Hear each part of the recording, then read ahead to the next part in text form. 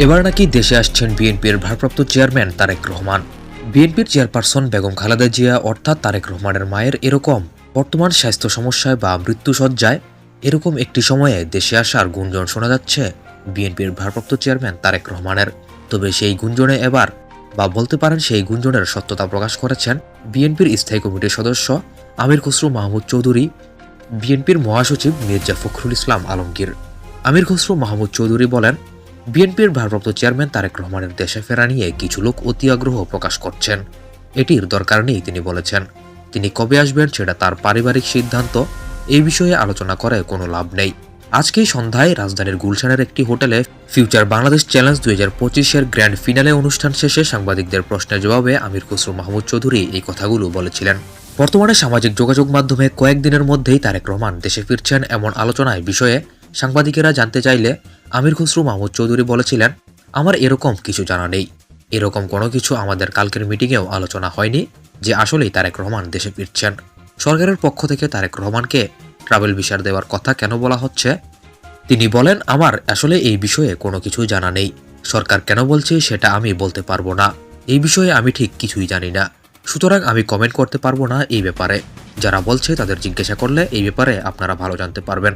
এমনটা জানিয়েছেন স্থায়ী কমিটির সদস্য আমির খসরু মাহমুদ চৌধুরী তারেক রহমানের দেশে ফেরা নিয়ে।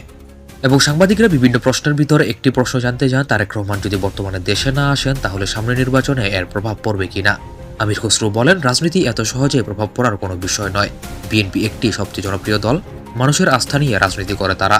বাংলাদেশের মানুষের আস্থা বিএনপির নেতৃত্ব দেশনেত্রী বেগম খালেদা জিয়া এবং তারেক রহমান এবং জিয়াউর রহমান সাহেবের প্রতি আস্থা আছে। এটা বাংলাদেশের মানুষ যখনই সুযোগ পেয়েছে তখনই প্রমাণ করেছে। ইনশাল্লাহ আগামী দিনেও প্রমাণ করবে তারা।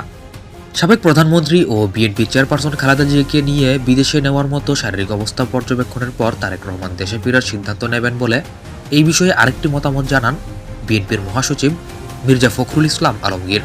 তিনি বলেছেন, পরিস্থিতি অপরিবর্তিত থাকলে শিগগিরই দেশে ফিরবেন তারেক রহমান। এ ব্যাপারে একটি কথা বলতে হয়, আমির খসরু মাহমুদ চৌধুরী বলেছেন তিনি দেশে ফিরবেন না এরকম কোনো তথ্য নেই। তবে মির্জা ফখরুল ইসলাম বলেছেন, পরিস্থিতি অপরিবর্তিত বা খালেদা জিয়ার অবস্থা যদি এরকমই থাকে বা খারাপ অবস্থার দিকে চলে যায় তাহলে শিগগিরই দেশে ফিরতে পারেন তারেক রহমান। তাহলে দুজনের কথার ভিতর কিন্তু এখানে অনেকটাই গোজামিল রয়েছে। সত্যতা আসলে কি হতে পারে শেষ পর্যন্ত? আজকে বিএনপির ভেরিফাইড ফেসবুক পেজে মির্জা ফখরুল ইসলাম আলমগীরকে উদ্ধৃত করে দেওয়া এক পোস্টে এই তথ্য জানানো হয়।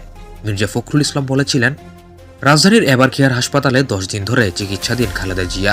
রোববার রাতে শারীরিক অবস্থার হঠাৎ অবনতি হওয়ায় তাকে আইসিইউতে স্থানান্তর করে চিকিৎসা দেওয়া হচ্ছে। বর্তমানে প্রায় 80 বছর বয়সী খালেদা জিয়া দীর্ঘদিন ধরে হৃদরোগ, ডায়াবেটিস, আর্থ্রাইটিস, লিভার সিরোসিস, কিডনির জটিলতা সহ নানা শারীরিক অসুস্থতায় ভুগছেন। গত 23 নভেম্বর শ্বাসকষ্ট দেখা দিলে দ্রুত তাকে রাজধানীর এবারকেয়ার হাসপাতালে নেওয়া হয়। পরে চিকিৎসকেরা জানান, খালেদা জিয়ার হৃদযন্ত্র ও ফুসফুসে সংক্রমণ দেখা দিয়েছে। এরপর চিকিৎসাধীন থাকা অবস্থায় তার অবস্থা আরও খারাপ হয় এবং খালেদা জিয়াকে দেখতে আজ যুক্তরাজ্য থেকে বিশেষজ্ঞ চিকিৎসকেরা আসছেন বলে তার ব্যক্তিগত চিকিৎসক ও বিএনপি নেতা ডাক্তার AZM জাহিদ হোসেন এই বিষয়ে একটি কথা বলেন। তিনি বলেছিলেন, তারা দেখবেন আসলে ব্যাপারটি কি হয়, তার অবস্থা কতটুকু উন্নতি হয়। দেখার পর তিনি যদি ট্রান্সফারেবল হন, যদি ট্রান্সফারের প্রয়োজন পড়ে, যদি মেডিকেল বোর্ড মনে করে, তখন তাকে যথাযথভাবে চিকিৎসার জন্য বাইরে নিয়ে যাওয়া হবে। তবে দর্শক, তারেক জিয়ার দেশে ফেরা নিয়ে আমির খসরু মাহমুদ চৌধুরী এবং বিএনপির মহাসচিব মির্জা ফখরুল ইসলামের বক্তব্য পুরোপুরি কিন্তু ভিন্নতা দেখা দিয়েছে। আমির খসরু মাহমুদ চৌধুরী বলেছেন, তারেক রহমান দেশে আসলে সবাই জানতে পারবে। এ নিয়ে আসলে গুজব ছড়িয়ে কোনো লাভ নেই এবং বর্তমানে তিনি দেশে আসবেনও না। তবে মির্জা ফখরুল ইসলাম জানিয়েছেন, খালেদা জিয়ার অবস্থার যদি এরকমই থাকে তাহলে খুব শীঘ্রই দেশে ফিরছেন তারেক রহমান। তবে সত্যতা আসলে কি হতে পারে শেষ পর্যন্ত তা নিয়ে এখনও সঠিক কোনো তথ্য নেই।